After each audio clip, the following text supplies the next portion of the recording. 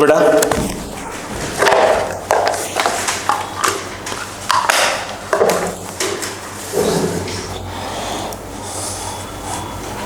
Hand डालिए। कोई question तो नहीं दिए मैंने? कोई क्वेश्चन दिए हैं क्या होमवर्क टाइप में कोई? ठीक।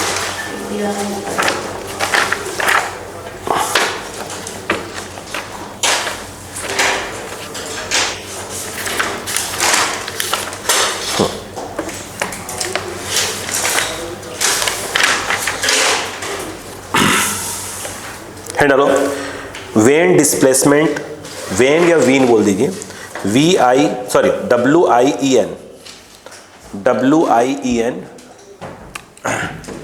स्टार लगा दीजिएगा इसके ऊपर। Veins displacement law, most important. When, ठीक है, डिस्प्लेसमेंट लॉ, ठीक है। चलो एकदम बिल्कुल स्टार लगा दिए इसके ऊपर, बिल्कुल फॉर्मूला बेस्ड क्वेश्चंस के ऊपर आते हैं, ग्राफ होगा, सब करवा रहा हूं। लिखो, अकॉर्डिंग टू वेन्स, वीन्स जो भी आप बोले, अकॉर्डिंग टू वेन्स, वीन्स बोलेंगे है ना, according to वीन्स,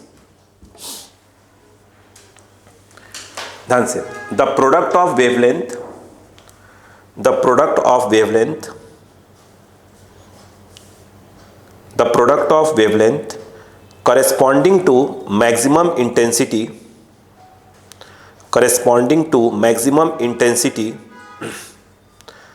corresponding to maximum intensity, corresponding to maximum intensity of radiation, of radiation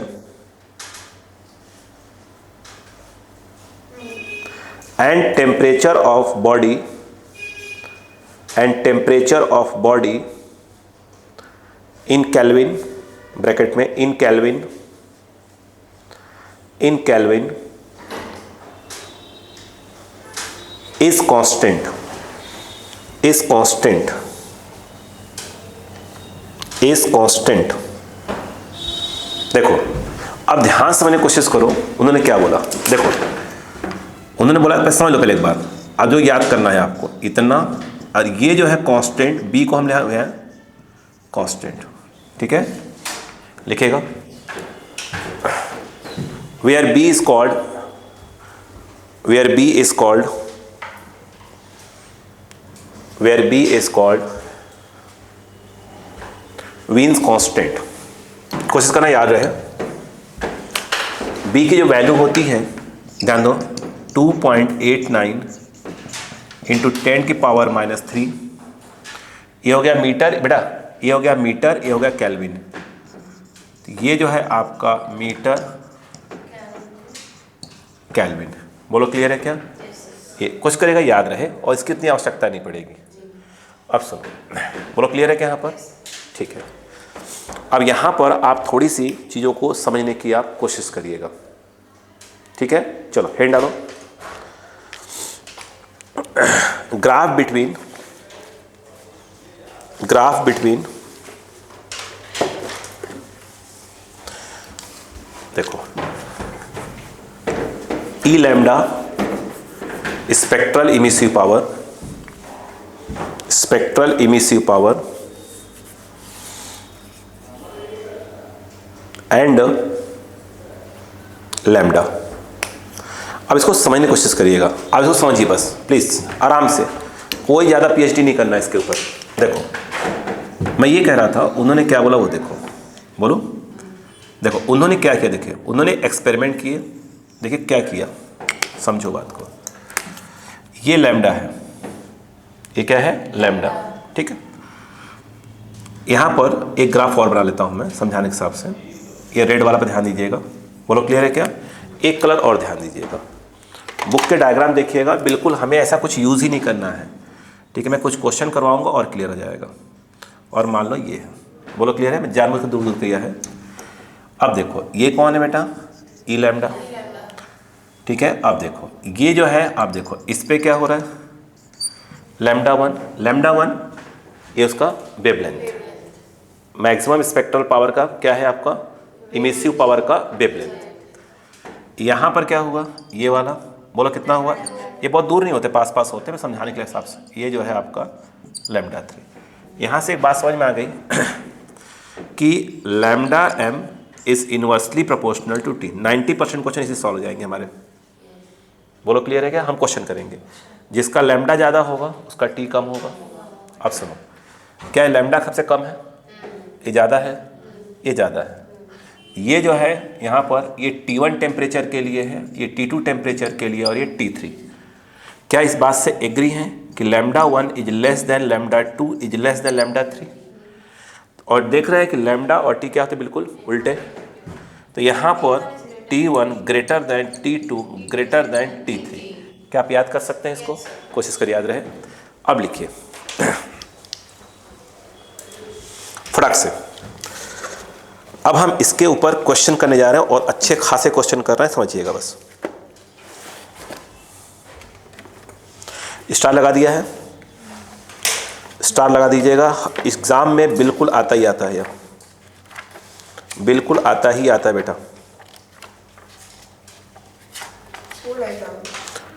her exam में।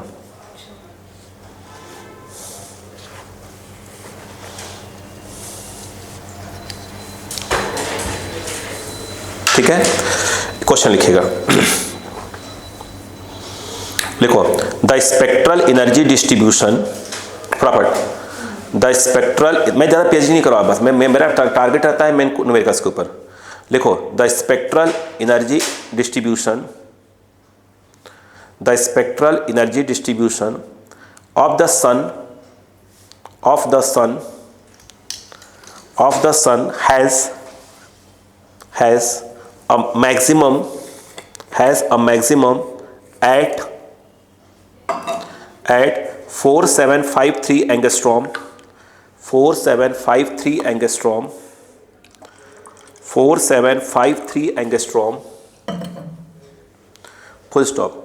If the temperature of the sun is, if the temperature of the sun is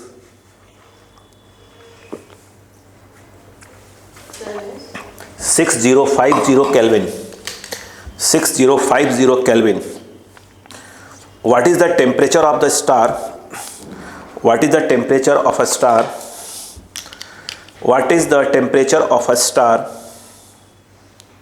for which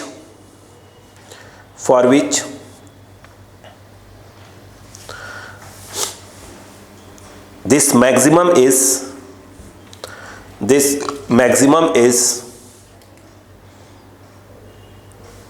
at 9506 angstrom, 9506 angstrom हो गया। अब चलो देखते हैं। देखो,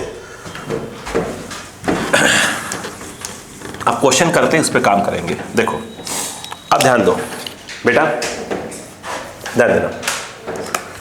उन्होंने ये कहा, ये सन है, सूर्य भगवान अपने, इनका जो टेम्परेचर है कितना है, 60, ये दिया है क्या, 50 केल्विन, और ये जो वेवलेंथ है इसको अपन 1 बोल देते हैं। मान लीजिए इस टेम्परेचर को ऐसे बोल देते हैं, बोलो हाँ है ना। ये जो वेवलेंथ है कितनी है, 4753 एंगस्ट्रॉम। अब उनका कहना ये है कि भाई साहब एक स्टार है, बोलो हाँ है ना। इस स्टार का वेवलेंथ कितना है, 9506 क्या है, एंगस्ट्रॉम। तो करे बताइए इस स्टार का जो टेम्परेचर है वो कितना है, बोलो हाँ है ना। सिंपल। अगर आप देखें ध्यान से, ऐसे देखिए, lambda m into T equal to क्या होता है बेटा, कांस्टेंट। भाई मैंने कहा खत्म बात। यहाँ पर यदि हम बात करें lambda 1 T1 is equal to lambda 2 T2, क्या T2 हमको निकालना है, तो T2 equal to lambda 1 T1 upon क्या हो जाएगा, बोलो बेटा, लैम्डा 2। लैम्डा 1 कितना बेटा, 4753।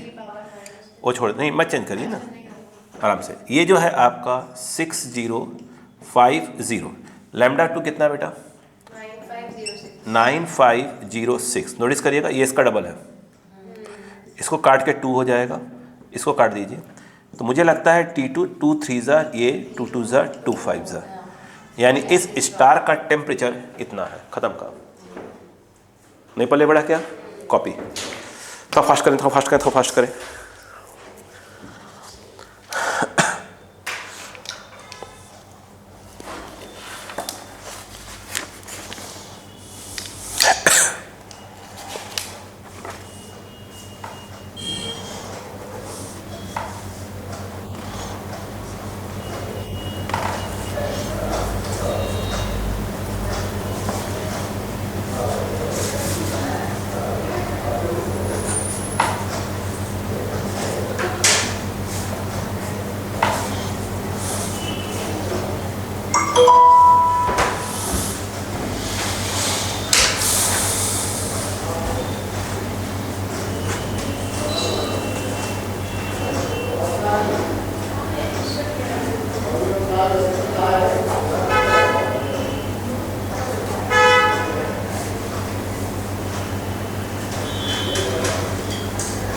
हो गया?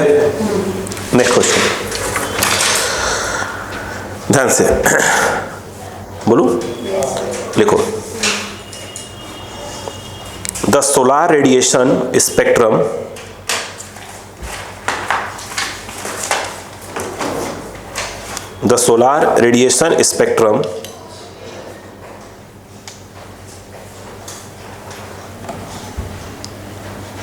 स्पेक्ट्रल रेडिएशन, सॉरी क्या बोला, spectrum, solar radiation spectrum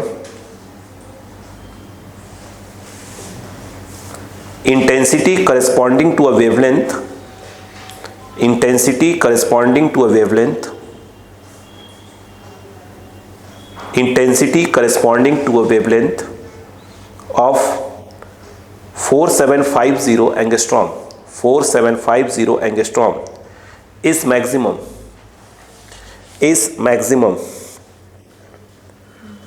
Calculate the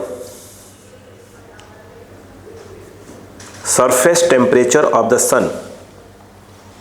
Surface temperature of the sun. देखिए ध्यान से, मुझे बताइएगा वेन डिस्प्लेसमेंट लगा दें तो इतना इक्वल टू बी होता है, आपसे टी पूछ रहा है, तो बी अपॉन लैम्डा एम, उन्होंने क्या बोल दिया है, ये होता है 2.89 इंटू 10 की पावर -3। बोलो हाँ है ना, ये कितना है 4750 एंगस्ट्रॉम, ठीक है, तो 10 की पावर -10 कर दीजिए तो यूनिट सेम हो जाएगी। तो T इक्वल टू ये कितना हो गया, ये ऊपर जाएगा तो क्या हो जाएगा 7, 2.89 10 की पावर 7 अपॉन 4750। बोलो क्लियर है क्या यहाँ पर, ये बस में वो हटा देंगे। T इक्वल टू, एक काम करिए 2890 कर दीजिए, तो ये 10 की पावर कितना हो जाएगा 4, ये 4750, देखिए कितना आ रहा है, एक मिनट, ये क्या है, हाँ ठीक है। अब बताइए क्या क्या आ रहा है यहाँ, 2890। हाँ कितनी बार कट के जा रहा है, कितनी बार कट रहा है ये अप्रॉक्स आ रहा है, अप्रॉक्स 6080 केल्विन, अप्रॉक्स काटेंगे 6080 केल्विन, अप्रॉक्स काटेंगे तब 6080 नहीं है 84 है। अच्छी बात ही सन का टेम्परेचर क्या होता है, इसी के आसपास ही होता है, ठीक है, काट दीजिएगा, इसी का है 6084 केल्विन के आसपास आ रहा है, कोई बात नहीं, आप काट दीजिएगा। बोलो क्लियर है क्या यहाँ पर, बस मैं आपको फॉर्मूला यूज़ करना सिखा रहा हूँ, फटाक से करिए।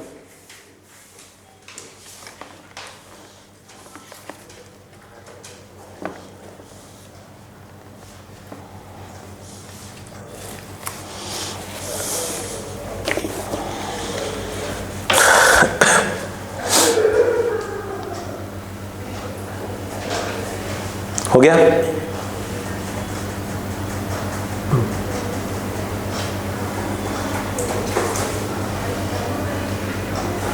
बोलो। A hot black body emits A hot black body emits the energy at the rate of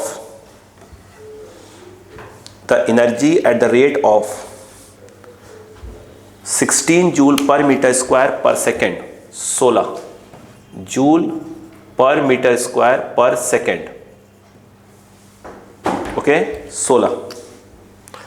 आगे लिखिएगा and it's most intense radiation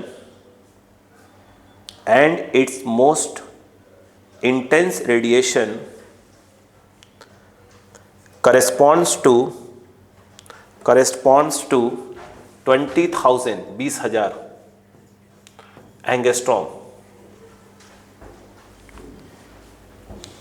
full stop. when the temperature of this body is further increased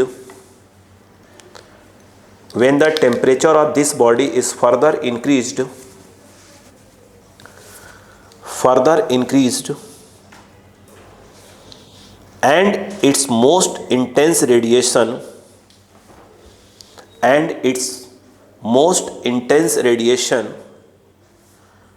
corresponds to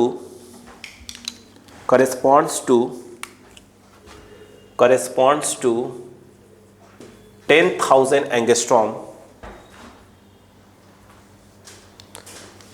then find the value of energy radiated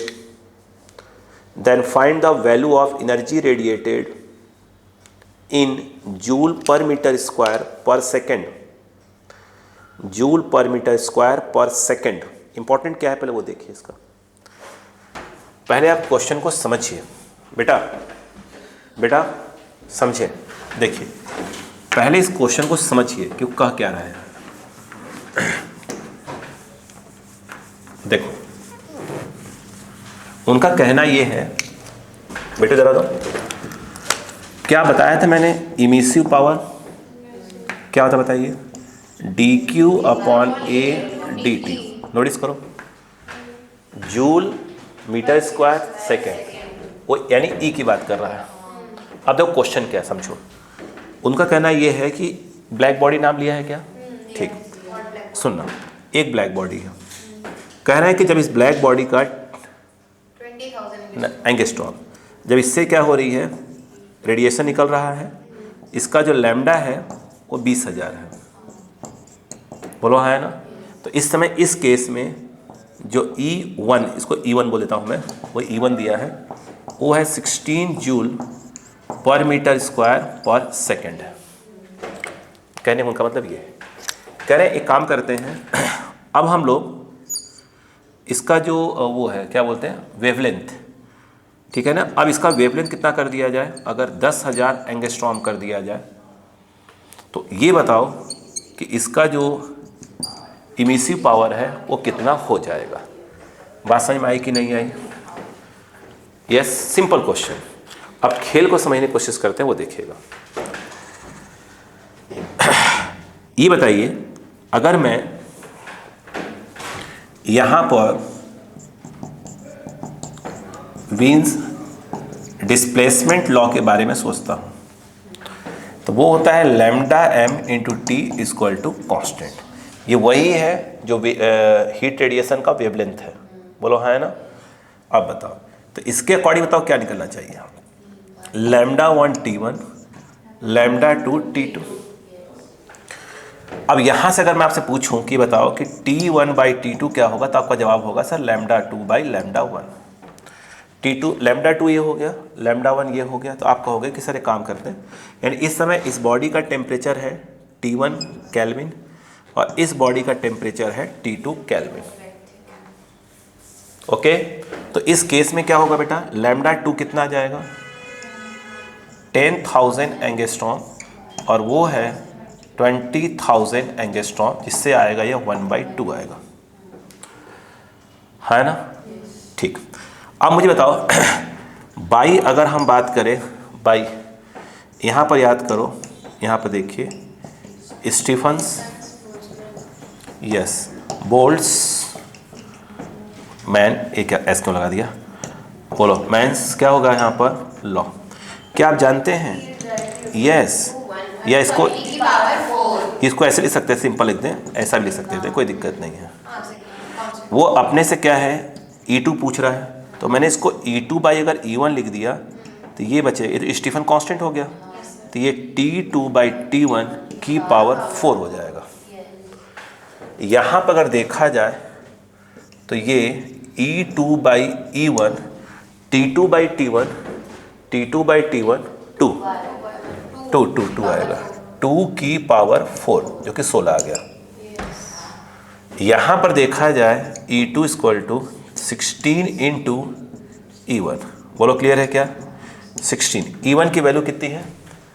I think E1 की value 16 ही है, तो ये 16 आ गया, तो ये आ गया 256 joule per metre square per second. क्या question समझ में आया क्या? ऐसे था ये मतलब देखा है स्टीफन्स लॉ और वीन्स लॉ दोनों एक साथ काम कर गए। चलिए जल्दी करिएगा।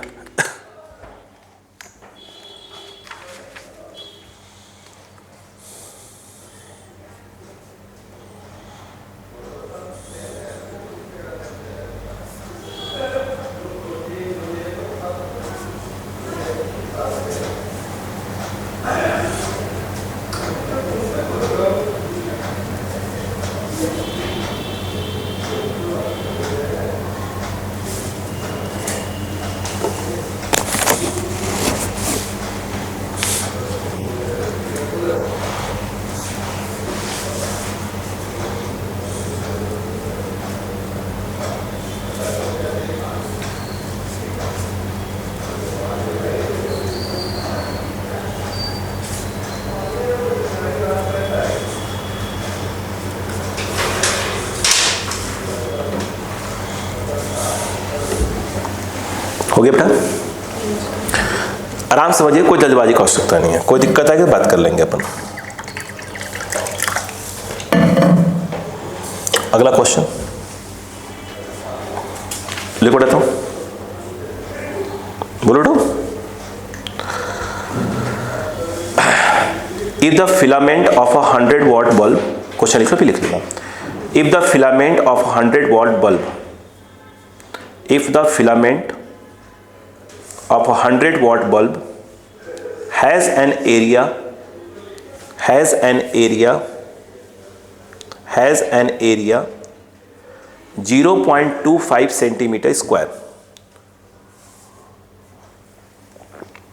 has an area 0.25 centimeter square and behaves as a perfect black body, as a perfect black body, पूरा एब्जॉर्ब कर लेगा, पूरा एमिट कर देगा।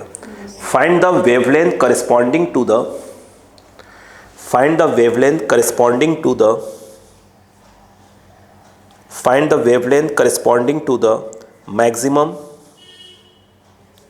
in its energy distribution, in its energy distribution,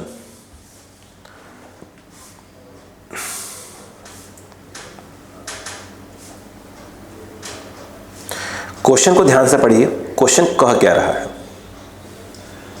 इसका एरिया कितना बताया था आपने? 0.25 मेन इंपॉर्टेंट चीज क्या है कि क्वेश्चन आपसे कह क्या रहा है। ठीक है, कैलकुलेशन हो सकता है प्रॉब्लम आए, लेकिन चीज़ें आपको समझ में आए क्या कह रहा है। चलिए मैं पहले क्वेश्चन को समझाता हूँ आपको। देखिए बेटा, समझाओ, चलो समझो। सन बोला है क्या? को ब्लैक कुछ का नाम लिया है, बल्ब। चलो अब पहले क्वेश्चन को समझना कि वो कहने क्या कोशिश कर रहा है। देखो, बोलो बेटा, समझो। मैं बल्ब की जगह आपसे बोलता हूँ, बल्ब ही सोचना, बस थोड़ा समझने के हिसाब से अगर बात करें तो आप इमेजिन करो कि आप गैस की बात करें, जो अपना गैस वगैरह अपन खाना बनाने के लिए यूज़ करते हैं। गैस बर्नर जो है, बर्नर जल रहा है, तो बर्नर नहीं है और दिमाग बैठा को बल्ब है, तो अपनी बात को समझा पाऊंगा अच्छे से। सुनना, तो ये जो उन्होंने कहा ना, ये वो बर्नर है, यानी आप उसको क्या कर सकते हैं, देखो ये बर्नर है, ये कह सकते हो कि ये बल्ब का क्या है, फिलामेंट है। अपनी बात समझा नहीं पाऊंगा, दिक्कत आएगी। अब देखिए उन्होंने क्या बोला है, बोलो। इस बल्ब के फिलामेंट से क्या हो रही है? हीट निकल रही है, हीट रेडिएट हो रही है। क्या उसका बल्ब का पावर दिया है क्या? 100 वाट। यानी वो इसने ही बताया कि जो यहाँ से पावर है P, वो मैं आपको दे रहा हूँ 100 वाट का। वाट कहाँ गया? वाट तो है, 100 चला गया गायब। ये 100 वाट है, बोलो हाँ है ना, बल्ब। और जिस एरिया से ये रेड वाला है, इसी एरिया से क्या हो रही? हीट रेडिएट हो रही है। इसी एरिया से क्या हो रही है? हीट रेडिएट हो रही है। अब थोड़ा सा याद करो, जब हम लोग ये पढ़ते हैं कि जो E होता है, E क्या है? Emissive power. तो वो जो होता है P बाई A। एक मिनट, क्या हमने ये पढ़ा था? dq by A into D T. इतने टाइम में इतनी हीट इस एरिया से निकला। तो ये जो होता है, ये तो हो गया आपका पावर, ये तो ये हमारा जो लगा कि इमिसिव पावर ये हो गया। तो क्या हम इसको निकाल सकते थे? समझते हैं, पहले बात को समझते जाते हैं क्या कहने की कोशिश कर रहा वो, है ना। तो P कितना आ गया? वो तो 100 वाट हो गया, और ये है 0.25, इसका एरिया सेंटीमीटर स्क्वायर, तो वो हो जाएगा 10 की पावर माइनस। पहले कहानी समझो पहले। तो मुझे ऐसा लगता है कि ये हो जाएगा 100 10 की पावर 4, और ये लिखा हमने 25, और फिर 100 का मल्टीप्लाई कर दिया। बात समझ में आ गई क्या? यहाँ पे अगर देखा जाए तो ये हो गया 6 हो जाएगा, और ये यानी ये आ गया 4 इंटू 10 की पावर 6। मुझे ऐसा लगता है क्या, एक मिनट, कहानी समझ में आ रही है क्या? वाट पर मीटर स्क्वायर। नहीं आया? अब सुनो, फिर अगर आपको याद हो तो मैंने ऐसा एग्जाम्पल दे दिया करता था कि आप इसको कॉफ़ी समझ लो, बोलो हाँ है ना। इसका टेम्परेचर कितना है? T kelvin. इसी से हीट निकल रही है, ये वही है। बल्ब का फिलामेंट बोलो या वो हॉट बॉडी, बोलो हाँ है ना। तो उससे हम पता कर सकते हैं कि उस हॉट बॉडी का टेम्परेचर है कितना। अगर ये निकालना चाहते हो तो E equal to sigma T की power 4। Sigma is your Stefan constant, बोलो हाँ है ना। तो अब इससे हम पता कर सकते हैं कि इस बॉडी का एक्चुअल में जो टेम्परेचर है वो कितना है। बोलो E कितना है? E है 4 इंटू 10 की पावर 6, और ये कितना होता है? 5 6 7 माइनस ऑफ 8। वेरी गुड, बोलो क्लियर है क्या?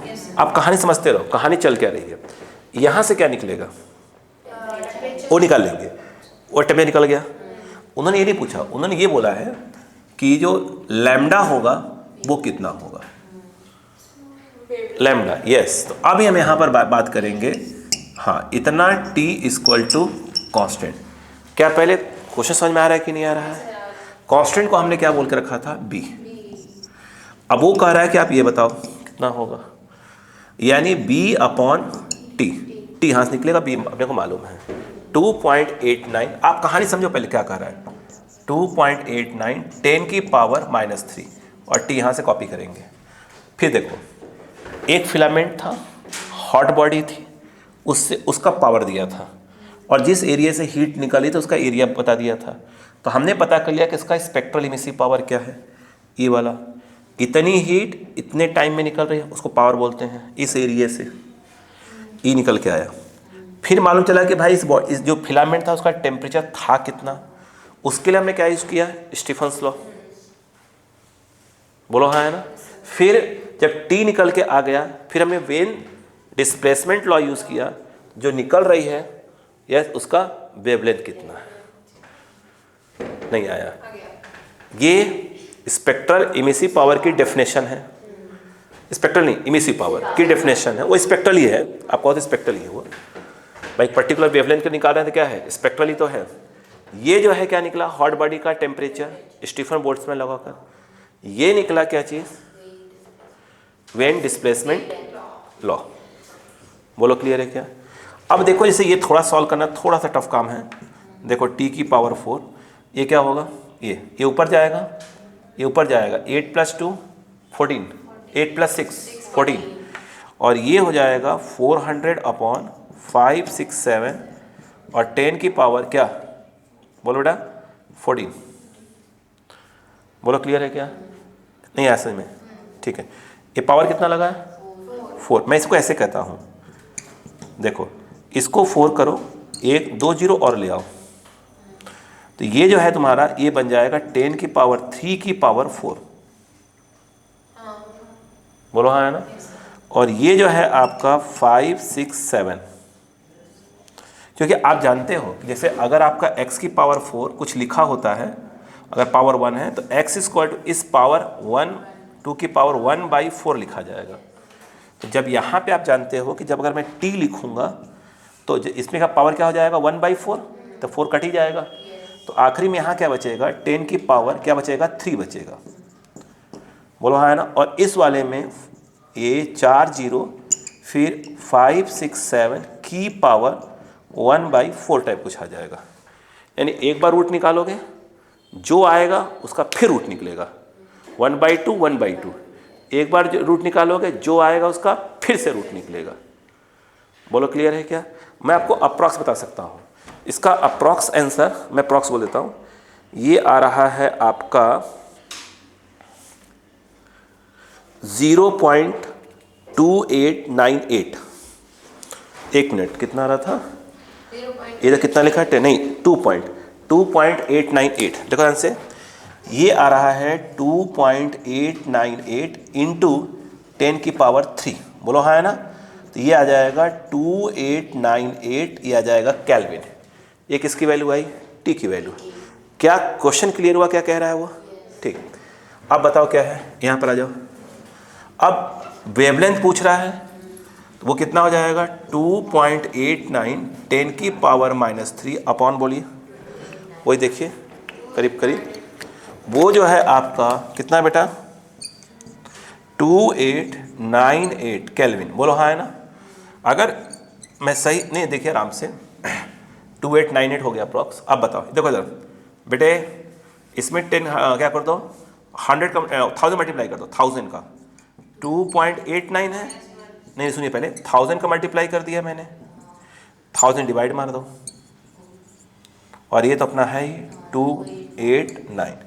तो इसको इसमें एडजस्ट करोगे तो 2890 आ जाएगा। इसको एडजस्ट करो, उससे कट जाएगा, कट ही गया। बोलो हाँ है ना। और ये ऊपर चला गया, तो λ1 इक्वल टू क्या आ गया? 10 की पावर -6। बोलो मीटर में आया है यह। अरे बोलो यार किस में आया है? मीटर में आया है ये। बोलो बात समझ में आई कि नहीं आई? नहीं बात समझ में आई? कॉपी करिए। उन्होंने आंसर दिया है एंगस्ट्रॉम में। अब बताओ कैसे दिया है वो। देखो देखो, ये जो आया 10 की पावर -6, इसको हम लिख सकते हैं 10 की पावर 10 एंगस्ट्रॉम। 1 मीटर में 10 की पावर 10 एंगस्ट्रॉम होता है। इसको करेंगे तो यह आ जाएगा 10 की पावर 4 एंगस्ट्रॉम। ये करीब के 10,000 आएगा। बोलो हाँ है ना, एंगस्ट्रॉम। और जो आंसर दिया है वो अप्रॉक्स दिया है 9971। तो क्या 10,000 के आसपास हो गया। एक मिनट, इंपॉर्टेंट मेरे लिए क्या था कि जो क्वेश्चन है वो कह क्या रहा था। बात समझ में आ गई क्या? रियल मीनिंग समझिए क्वेश्चन का, ठीक है। कॉपी करिए। क्वेश्चन क्या क्या घुमा रहा है, कैसे कैसे यूज हो रहा है, वो हमारे ज़्यादा काम का चीज़ है।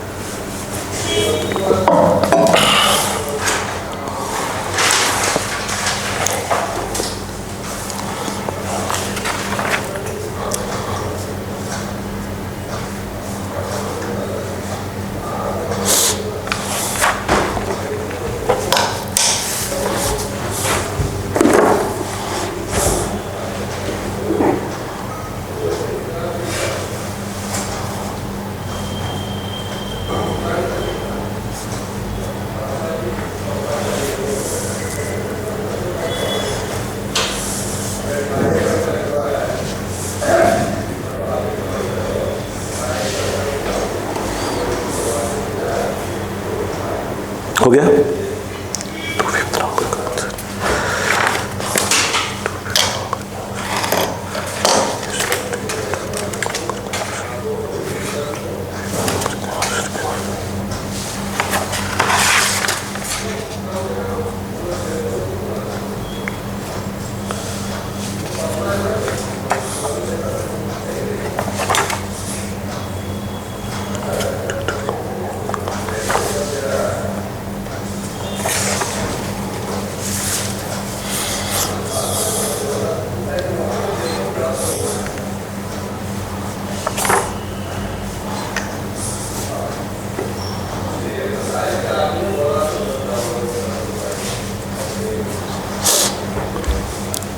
हो गया। जो स्पेक्ट्रल इमिसिव पावर होता है, क्या उसको इंटेंसिटी बोलते हैं क्या? हाँ बोलते हैं। नहीं नहीं नहीं बोलते, नहीं नहीं बोल, बताया था देखिए ना, ये हो गया। और P बाई ए कोई तो इंटेंसिटी बोलते हैं। ठीक, तो अगला क्वेश्चन ध्यान से, इसे स्टार लगाइए बेटा। तो जो अगला क्वेश्चन बोलने जा रहा है स्टार लगाइए।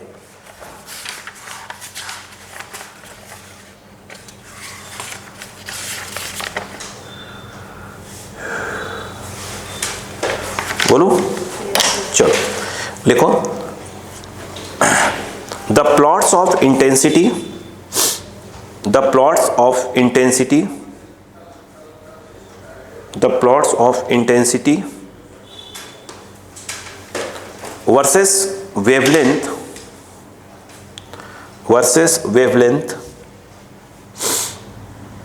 Versus wavelength of three black bodies, for three black bodies at temperatures capital T1 comma capital T2 and capital T3, T1 T2 and T3 respectively,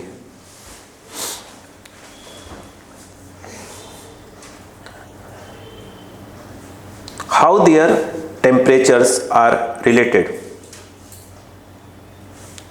how their temperatures are related. Okay चलो,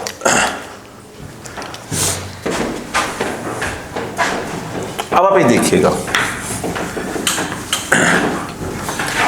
मैंने कहा बहुत ज़्यादा नहीं, जैसे देखो सीधा सा बात है यार, यूट्यूब वगैरह खोलोगे दुनिया भर की बकवास रहती है उसमें भाई, लोगों ने मार वेंट डिस्प्लेसमेंट ये वो, अपन ने, मैंने कहा ना मैं मुद्दे पे ज़्यादा चीज़ बता रहा हूँ बस आपको, ये फालतू नहीं, उसमें बात PhD नहीं, ठीक है। अब सुनो, एक क्वेश्चन क्या दिया, बस सुनो, उन्होंने क्या लिखा कि भाई साहब ये इंटेंसिटी याद करो कुछ और नहीं है, ये E ही है और ये लैम्डा। वो बोला कि देखो ग्राफ ऐसे बनता है, ये बनाया, ये बनाया है और एक ऐसे बनाया है। उन्होंने ये कहा कि ये जो टेम्परेचर T1 के लिए है, ये T2 के लिए है और ये T3 के लिए है। हाँ एक मिनट मैं देख लूँ, ऐसे डायग्राम है, हाँ ऐसे ही है, ठीक है। अब बताओ, इस बात को समझाने की कोशिश करो, ये लैम्डा 1 हुआ, लैम्डा 2 हुआ, लैम्डा 3 हुआ, lambda m into T is equal to constant, t is inversely proportional to, यहाँ पर क्लियर हो गया कि लैम्डा 1, लैम्डा 2, लैम्डा 3, थोड़ा सा ढंग से लिखिएगा। सबसे ज़्यादा कौन है? लैम्डा 2, ऐसे नहीं लिखते हैं, ऐसे लिखते हैं। सबसे ज़्यादा कौन? एक मिनट, हाँ एक मिनट, इस बार दिख रहा है, ऐसे लिख लेते हैं, लैम्डा 1, लैम्डा 2 और लैम्डा T3 कंपेयर करो। सबसे ज़्यादा कौन है? लैम्डा 1 से कम है, बोलो हाँ है ना, सही तो है। स्वाभाविक सी बात है कि T1, T2, T3 करोगे तो उल्टा हो जाएगा, कुछ गलती है क्या? सही तो है, लैम्डा 1, लैम्डा 2, लैम्डा 3, सही तो है, बोलो क्लियर है क्या? कॉपी करें, उन्होंने ग्राफ बना के दिया था ऐसे।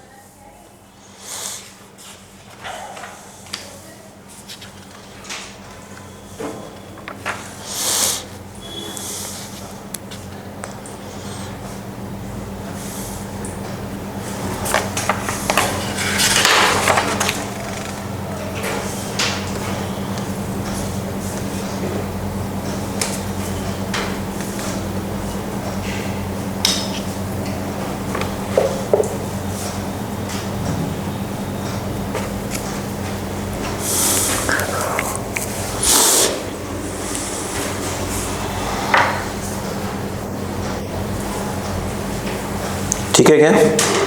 आगे लिखिएगा,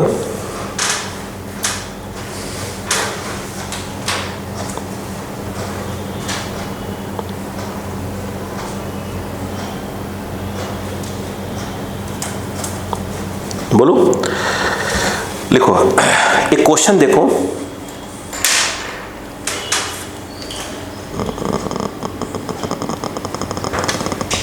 ठीक है, यहां से स्टार्ट करते हैं। नहीं, पहले क्वेश्चन में देखो, पहले डेरिवेशन देखो एक, फिर बात कर पाऊंगा। चलो हेड डालो बेटा। Temperature of the sun and solar constant, temperature of the sun and solar constant.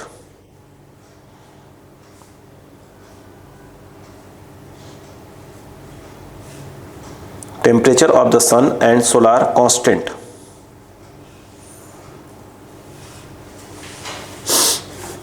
हो गया। अब पहले तो आपको मैं लैंग्वेज लिखवाता हूँ, समझिएगा बात को बस कि वो क्या कहने की कोशिश कर रहे हैं। ठीक है, आप खुद समझिएगा। ठीक। अच्छा मुझे एक बात बताइएगा,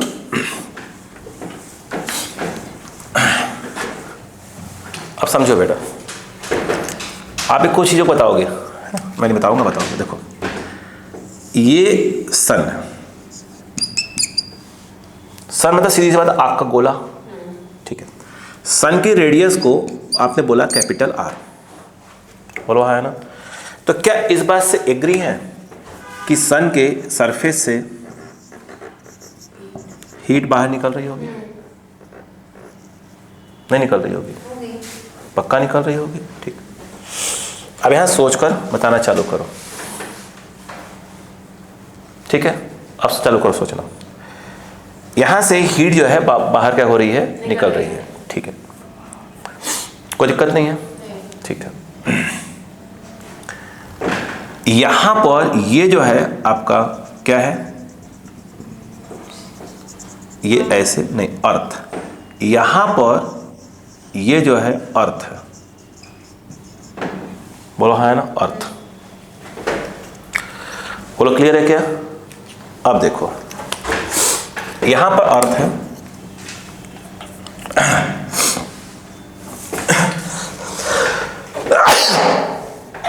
सॉरी, देखिए अर्थ यहां से कितने पे है? आर पे, करीब करीब आर मान लीजिए। बोलो क्लियर है क्या? पक्का?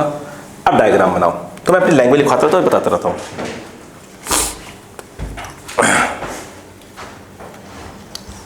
बिल्कुल आराम से।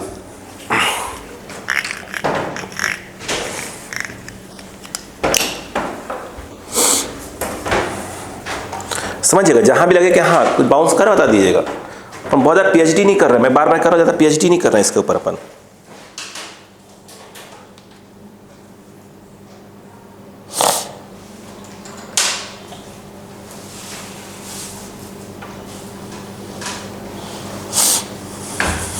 हो गया?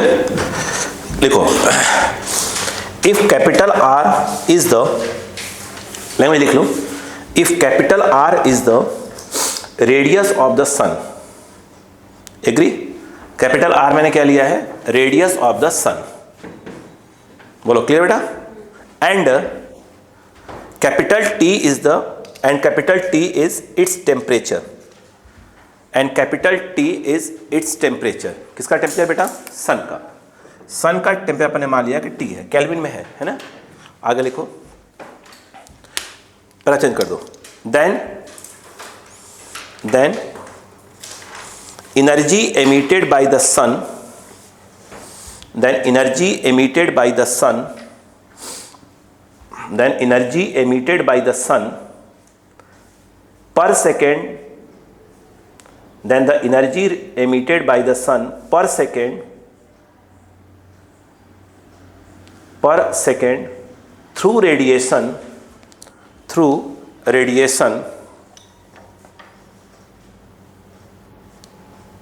क्लियर है क्या? देखो ब्रैकेट में, according to Stefan's law, according to Stefan's law. अब आप बोलना बेटा, सुनना बस, सुनते जाना बेटे। अब बताओ, हम लोग क्या करते थे?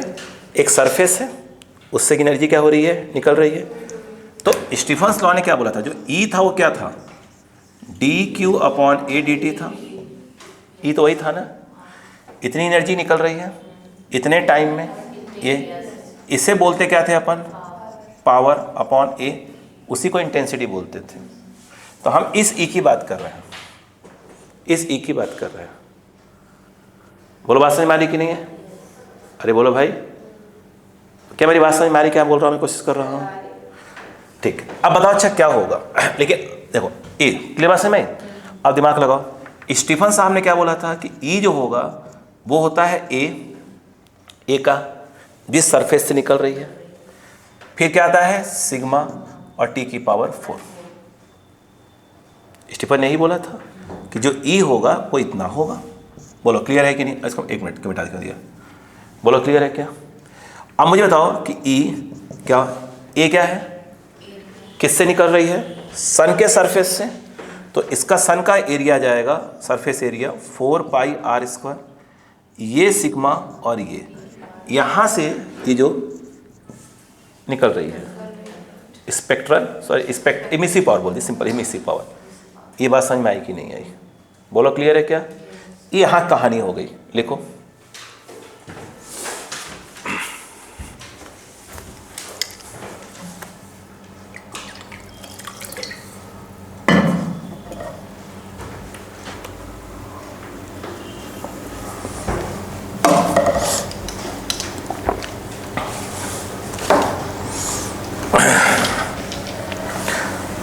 क्लियर हुआ? अब आते हैं आगे, लिखो। By the time it reaches the earth, बस समय के साथ क्या होगा, ये पूरी एनर्जी कहां पहुंच रही होगी? अर्थ पे पहुंच रही होगी। बोलो क्लियर है? मतलब अर्थ पे एनर्जी पहुंच रही होगी ना। लिखो बता रहा हूं, by the time it reaches the earth,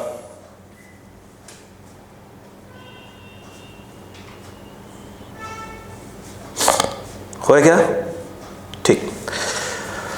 अब नोटिस करो बेटे, जरा बच्चा जरा बेटा कहानी बढ़ता रहा प्लीज। यहां एनर्जी निकली तो ये पूरा ऐसे ब्लास्ट हुआ, ये सन है, एनर्जी ब्लास्ट हुई। एक देखा जाए तो पूरी एनर्जी कैसे बढ़ रही आगे की ओर, ऐसे बढ़ रही होगी, एक पूरा गोले के फॉर्म में। अरे बोलो यार, उसी जो गोला बन रहा है, यस उसी स्फीयर के सरफेस पर क्या हो रहा होगा? अर्थ आ रही होगी। एग्री? लिखो आगे लिखना। इंटेंसिटी ऑफ सोलार रेडिएशन, ध्यान से लिखना। Intensity of solar radiation, intensity underline करो उसको। Intensity of solar radiation, intensity of solar radiation, intensity बार बार करो। Intensity of solar radiation at the surface of earth, at the surface of earth, bracket में ध्यान से लिखना, कॉल्ड सोलार कांस्टेंट, ब्रैकेट में called solar constant, capital called वाला, it is called वाला, कॉल्ड सोलार कांस्टेंट एस,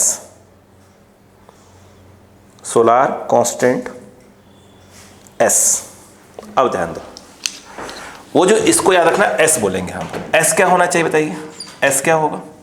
वो आएगा ई upon, बोलो बेटा, 4 पाई आर स्क्वायर। कितना होगा? ई अपॉन, बोलो, 4 पाई आर स्क्वायर। आर समझ में आ गया? और इसकी वैल्यू कितनी है? 4 pi R square sigma T की पावर 4 अपॉन, बोलो, 4 पाई आर स्क्वायर। बोलो क्लियर है क्या? यहाँ पर कॉपी करो।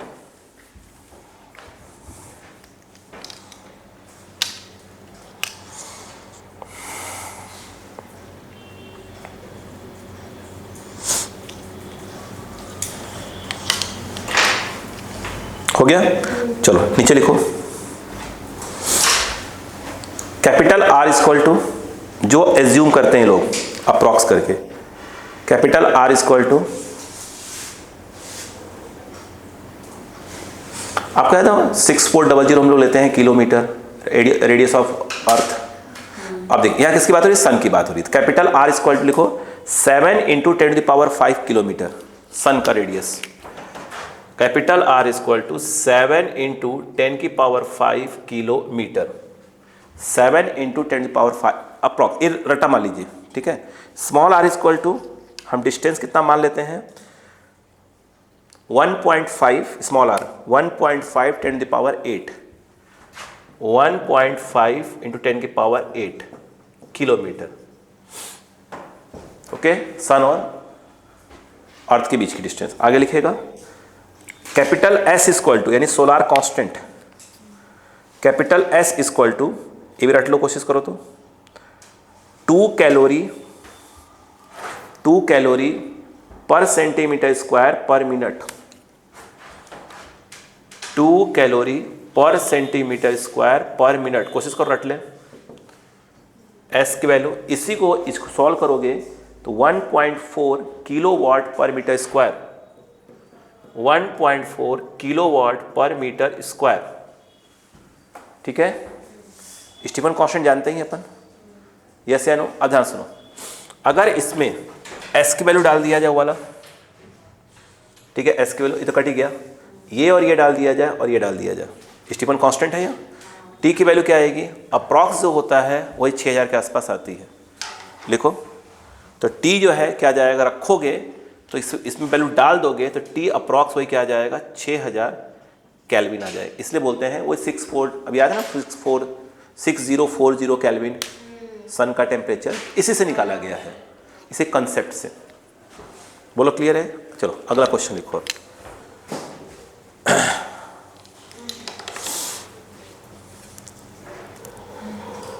ठीक है, एक मिनट, क्या आपको इतना समझ में आ गया क्या? चलो एक क्वेश्चन लिखो।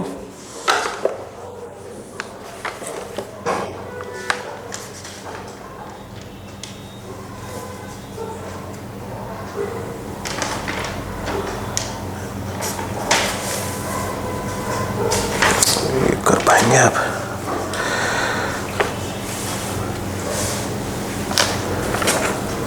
नहीं ठीक है, बस हो गया, इसमें इसे फालतू बकवास नहीं करना है।